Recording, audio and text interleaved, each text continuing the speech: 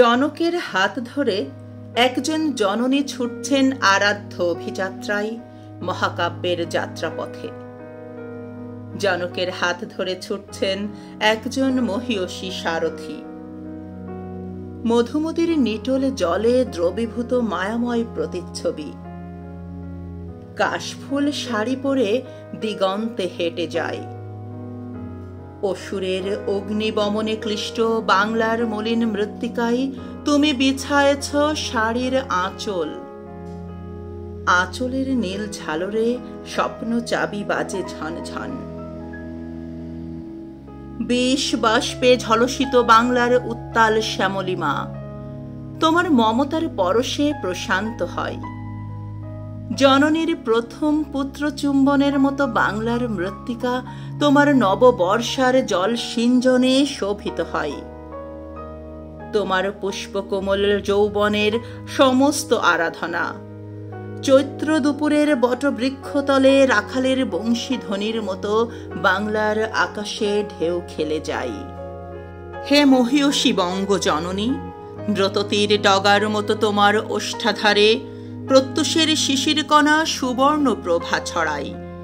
আকাশের মতো তোমার ললাট। তোমার নেত্রকিরণ সম্পাতে ঘোর কালো রাত্রি নতুন আলোয় দীপিত হয়। তোমার নিরহংকার পদসঞ্চারে সুপ্ত তটিনী বক্ষে নীল স্রোতধারা প্রবাহিত হয়। তোমার কাকুন ঝংকারে বিষণ্ণ কাশবন কুসুমিত হয়। তোমার অধর প্রান্তে পুঞ্জীভূত অশ্রুমালা বাষ্প হয়ে অঝোর ধারায় দীর্ণ লতিকার কণ্ঠ ভেজায়। স্নেহের বরাভয় তুমি করুণার অশ্রুজল। গোধূলির ললাট তোমারই দীপ্ত রাগে আরক্ত। হে স্বপ্নবিলাসী জননী, হে মহামৃত্যুঞ্জয়, বঙ্গনন্দন কাননের চিরদুঃখী গোলাপের করুণ রেণু। সমস্ত নক্ষত্রের পতন হলে, বজ্র অভিসম্পাতে পৃথিবীর বুক বিদীর্ণ হলে জনকের তর্জনী তুলে ধরো তুমি ৩২ থেকে বঙ্গোপসাগর অবধি।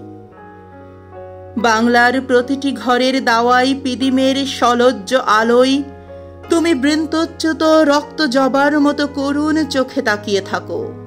করতলে চোখ মুছে জনকের তর্জনী ছুঁয়ে দাও। তোমার অনন্ত উপাসনা বিচূর্ণ করে দানবের স্কন্ধে চড়ে পৃথিবীতে এলো ১৫ই আগস্ট।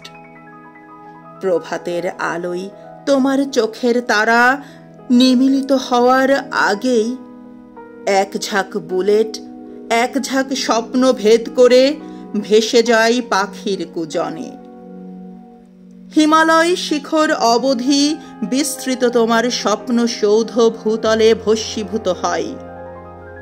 বুলেট বিদ্ধ বুকে জেগে থাকে শুধু তোমার স্বপ্নের সাহসী বাংলাদেশ।